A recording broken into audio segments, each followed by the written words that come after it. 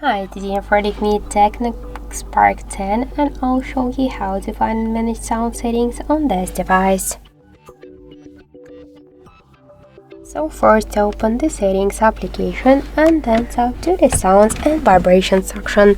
We got here down the star switcher. To activate and turn off the DND mode, you should click on the switcher. We can see here volumes of the media, alarm ringtones and notifications. To change the volumes, we should just slide to the left or to the right side these dots on each of the volume panels. We could change the ringtones for scene 1, scene 2, the notification sound.